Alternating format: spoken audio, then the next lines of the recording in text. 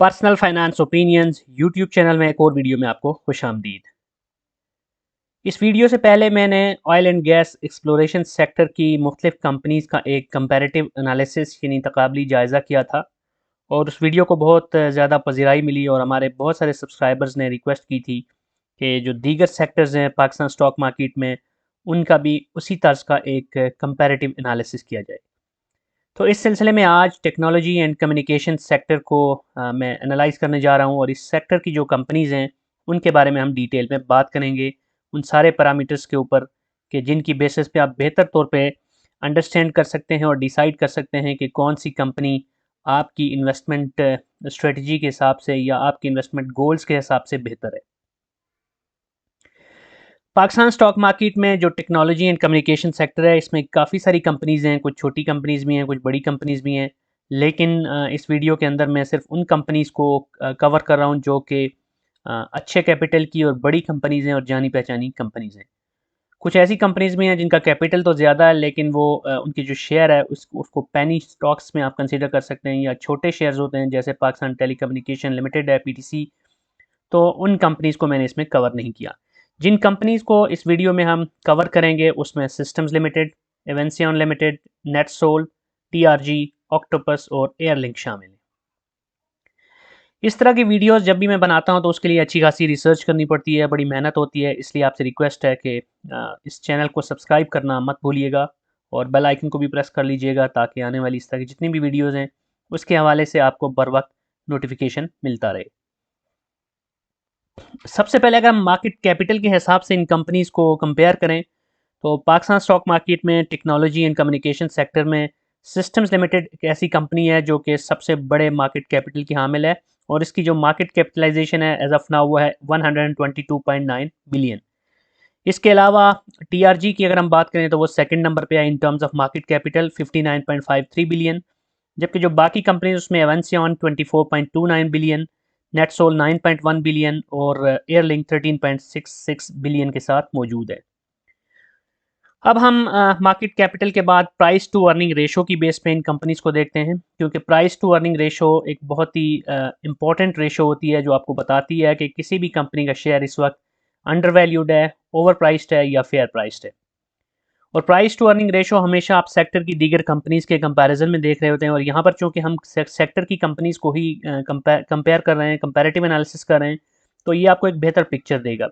तो trailing 12 month की अगर प्राइस टू अर्निंग रेशो देखें तो पाकिस्तान स्टॉक मार्केट में टेक्नोलॉजी एंड कम्युनिकेशन सेक्टर में इस वक्त जो सबसे कम प्राइस टू अर्निंग रेशो है वो एयरलिंक की है 8.98, जबकि नेटसोल की 9.93 है, एवेंसियन की 10.58 जबकि सिस्टम लिमिटेड की 12.76।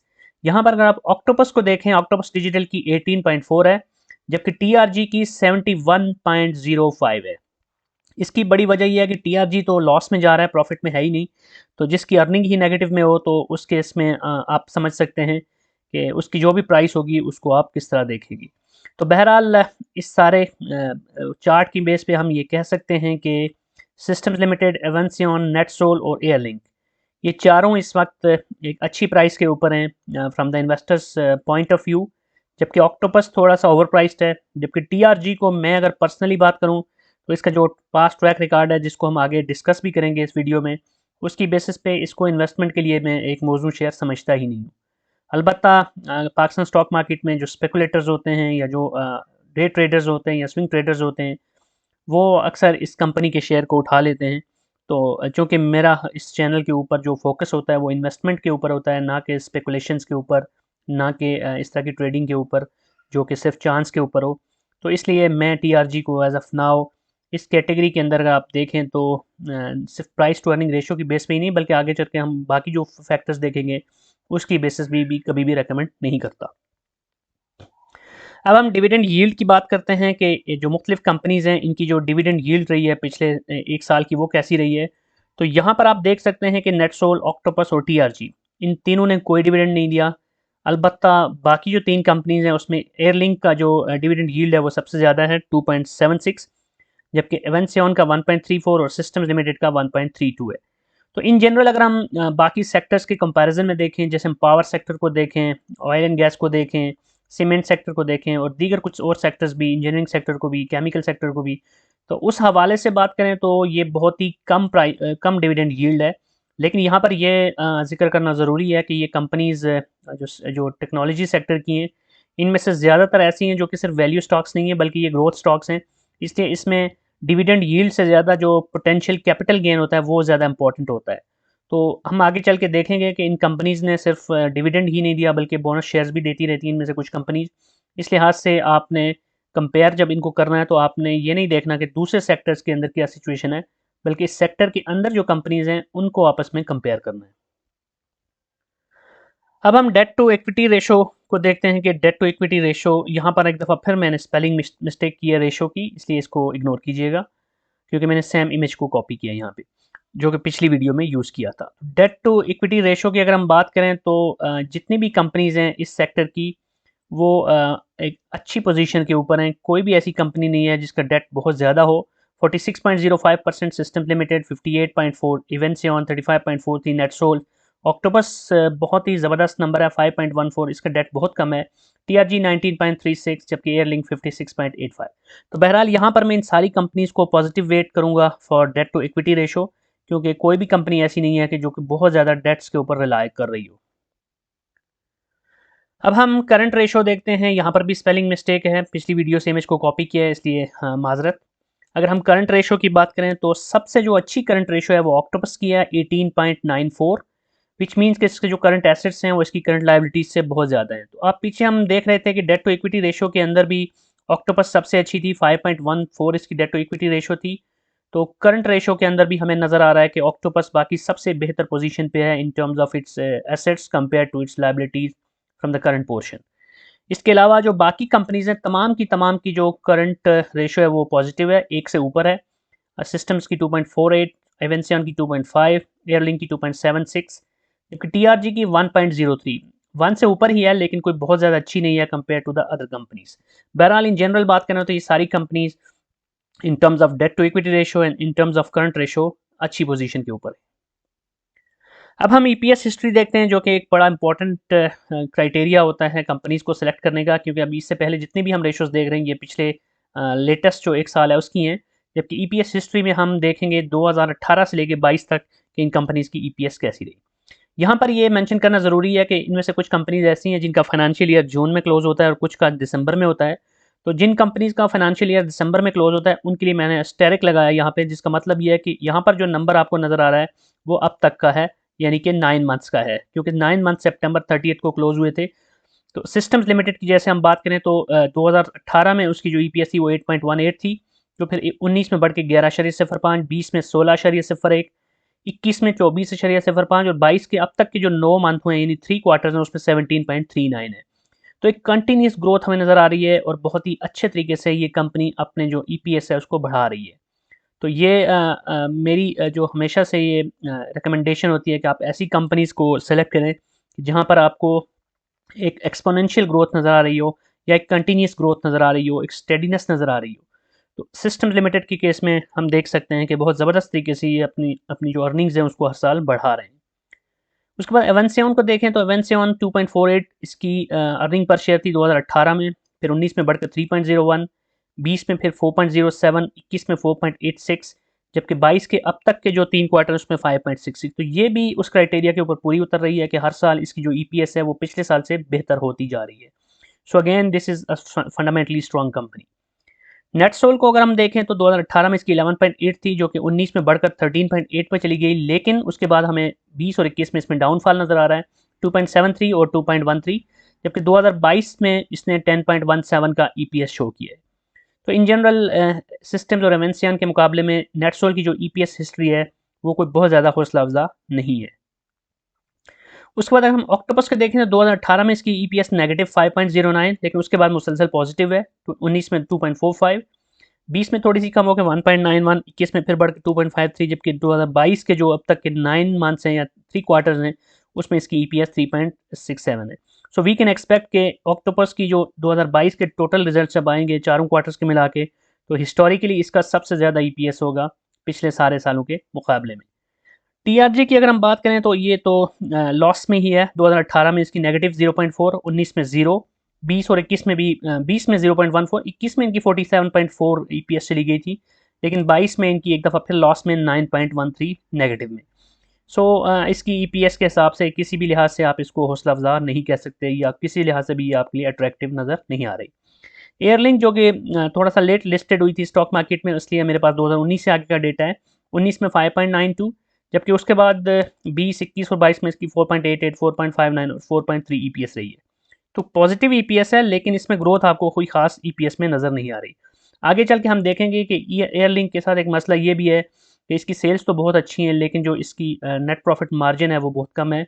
इसका मतलब है कि इनको जो एसोसिएटेड कॉस्ट पड़ती है, कॉस्ट ऑफ सेल्स और दीगर जो कॉस्ट होती हैं, selling and administrative, operating expenses हो गए, फाइनेंस कॉस्ट हो गई, वो सारी चीज़ें मिला के इन टोटल जो बॉटम लाइन बनती है वो कोई हौसला अफजा नहीं होती। अब हम डिविडेंड हिस्ट्री देखते हैं इन कंपनीज़ की 2018 से लेकर 2022 तक। तो अगर आप सिस्टम्स लिमिटेड को देखें तो ये हर साल कुछ ना कुछ देती रहती है। 2018 में इसने ₹2 का डिविडेंड और 10% बोनस शेयर्स दिए थे। 19 में इसने ₹2.25 का डिविडेंड और कोई बोनस शेयर्स नहीं दिए थे, लेकिन 20 में एक दफ़ा फिर इसने एक 10% बोनस शेयर्स भी दिए और ₹3.5 का डिविडेंड दिया। 2021 में इसने ₹5 का डिविडेंड और 100% बोनस शेयर्स दिए थे। 2022 में और इस कंपनी का ट्रैक रिकॉर्ड ये है कि ये क्वार्टरली बेसिस पे नहीं, नॉर्मली ये ईयर एंड पे ही आपके लिए डिविडेंड या बोनस अनाउंस करती है। तो 2022 के जो रिजल्ट हैं वो दिसंबर में इसका जो ईयर एंड होगा उसके बाद ही आएगा, और वी कैन एक्सपेक्ट कि इस साल भी एक अच्छा डिविडेंड और अच्छा बोनस दे सकती है, क्योंकि इस साल इस कंपनी की जो EPS है वो पिछले सारे सालों से अब तक के 3 क्वार्टर्स के हिसाब से देखें तो ज़्यादा लग रही है। उसके बाद एवेंसियन लिमिटेड को देखें तो उसने 2018 में 40% का बोनस शेयर्स दिए थे, 19 में इसने 10% के बोनस शेयर्स दिए थे, और 20 में इसने ₹1 के डिविडेंड के साथ साथ 20% बोनस शेयर्स दिए थे, जबकि 21 में इसने फिर ₹1 डिविडेंड और 25% बोनस शेयर दिए। 22 के इसके रिजल्ट्स जब दिसंबर में आएंगे तो उसके बाद वी कैन एक्सपेक्ट अगेन ये कंपनी आपको डिविडेंड भी दे सकती है और बोनस शेयर भी एक्सपेक्टेडली दे सकती है। नेटसोल की कहानी अगर हम देखें तो वो थोड़ी सी हमें यहाँ पे मायूस कुन लग रही है। 2018 और 19 में इसने ₹2.50 और ₹2.80 का डिविडेंड दिया, लेकिन उसके बाद कोई इसने ना तो डिविडेंड दिया ना ही कोई बोनस शेयर्स दिए। ऑक्टोपस का मेरे पास जो डेटा है वो सिर्फ 2021 का है, जिसमें इसने कुछ भी नहीं दिया था। 22 का अभी इसके जो टोटल रिजल्ट्स होंगे उसकी बेस पे हम देखेंगे कि 22 में ये क्या देती है। बहरहाल कोई ज़्यादा एक्सपेक्टेशन इस कंपनी के साथ भी आप नहीं लगा सकते इन terms of dividend and bonus. TRG का अगर आप देखें तो 2021 में इसने ₹4.40 का डिविडेंड दिया। उसके अलावा किसी भी साल इसने ना कोई डिविडेंड दिया ना ही कोई बोनस दिया, और अभी जो इस तरह के इसके रिजल्ट्स हैं ये कंटिन्यूसली लॉस में जा रही है। तो रीसेंट पास्ट में तो इसने कुछ नहीं दिया, लेकिन अब अपकमिंग जो फ्यूचर है, मुस्तकबिल करीब में भी कोई ज़्यादा एक्सपेक्टेशंस नहीं है कि इस कंपनी से कि अपने लॉसेस को रिकवर करके किसी किस्म का आपको profit in terms of bonus shares और डिविडेंड दे सकती है। एयरलिंक की अगर हम बात करें तो इसका जो मेरे पास डेटा है वो 2021 और 22 का है। 21 में इसने ₹1.25 डिविडेंड दिया था और 7.5% इसने बोनस शेयर दिए थे, जबकि 22 में इसने अब तक का जो रिजल्ट है उसके मुताबिक 22 चूँकि इसका फाइनेंशियल ईयर क्लोज हो चुका है, तो 22 में इसने 10% यानी ₹1 डिविडेंड दिया है। तो इस बेसिस पे हम देख सकते हैं कि सिस्टम्स लिमिटेड और एवेंसियन कंपैरेटिवली बाकी सारी कंपनी से बेहतर हैं इन terms of dividend and bonus shares history. अब अगर हम लास्ट एनुअल नेट सेल्स इनकी देखें तो हम देख सकते हैं कि इसमें जो सबसे ज़्यादा सेल्स की हैं वो एयरलिंक ने की हैं 47.3 बिलियन, जबकि सिस्टम लिमिटेड ने 11.9, एवेंसियन ने 7.1, नेटसोल ने 6.1 बिलियन की सेल्स की हैं। जबकि ऑक्टोपस और TRG की जो सेल्स हैं, ऑक्टोपस की सेल्स 625 मिलियन है, जबकि TRG की जो 8.5 मिलियन सेल्स हैं ये भी जो उन्होंने जो इंटरेस्ट से पैसा बनाया सिर्फ वो पैसा है। तो ऐसा इनके पास कोई इस तरह की प्रॉपर सेल्स का डेटा नहीं है जिसको हम अप्रिशिएट कर सकें। जबकि लास्ट जो एनुअल नेट प्रॉफिट है, मैंने टॉप लाइन और बॉटम लाइन को यहाँ पे शो किया है। टॉप लाइन में आपको मैंने नेट सेल्स दिखाई है। अब नेट प्रॉफिट अगर आप देखें तो यहाँ पर सिस्टम्स लिमिटेड का जो प्रॉफिट है वो सबसे ज़्यादा है 3.3 बिलियन, जबकि सबसे कम जो है TRG यानी लॉस में है -4.9 बिलियन। जबकि एयरलिंक की इंटरेस्टिंग चीज़ ये है कि 47 बिलियन की इसने सेल्स की जो सबसे ज़्यादा है, लेकिन जो नेट प्रॉफिट है इसका वो 1.5 बिलियन ओनली, विच मीन्स कि इसकी जो कॉस्ट वगैरह हैं बीच में वो बहुत ज़्यादा हैं, और इनका जो प्रॉफिट मार्जिन वो आगे हम चल के देखेंगे वो बहुत कम है। ऑक्टोपस ने 625 की सेल्स की थी, 345 मिलियन उसका प्रॉफिट है, जबकि नेटसोल का जो नेट प्रॉफिट है 913 मिलियन है out of 6.1 billion total sales. अब अगर हम नेट प्रॉफिट मार्जिन देखें तो यहाँ पर आपको नज़र आ रहा है कि TRG तो लॉस में है इसलिए ये एप्लीकेबल ही नहीं है इस केस में, लेकिन जो बाकी कंपनी है उसमें ऑक्टोपस का जो नेट प्रॉफिट मार्जिन है वो बहुत ज़्यादा है, 55.3%। यही वजह है कि 625 मिलियन की सेल के साथ बावजूद उसने टोटल जो है ना 345.9 मिलियन का प्रॉफिट कमा लिया।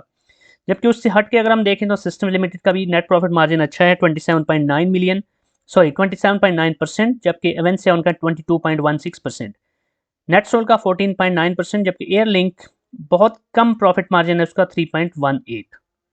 सो इस बेसिस पे आप अब बेहतर तौर पे आइडिया लगा सकते हैं कि कौन सी कंपनी सेल्स ज़्यादा कर रही है, लेकिन सेल्स को वो अपने एक्चुअल जो नेट प्रॉफिट है उसमें कितना कन्वर्ट कर पा रही है। तो ये थी आज की वीडियो जिसमें टेक्नोलॉजी सेक्टर की जो चीदा चीदा कंपनीज हैं उसके हवाले से जो इंपॉर्टेंट इन्फॉर्मेशन थी based on the publicly available data वो आपके साथ शेयर की गई। आई होप कि इस इन्फॉर्मेशन की बेस पे आपको बेहतर तौर पे अंडरस्टैंडिंग होगी इन कंपनीज़ के हवाले से, और आप अपनी जो इन्वेस्टमेंट है उसके हवाले से बेहतर डिसीजन ले सकेंगे। वीडियो के बाद अगर आपका कोई भी क्वेश्चन है तो आप कमेंट सेक्शन में पूछ सकते हैं, और अगर आपको वीडियो पसंद आई है तो चैनल को सब्सक्राइब करना, बेल आइकन को प्रेस करना और वीडियो को लाइक करना मत भूलिएगा। Thank you very much.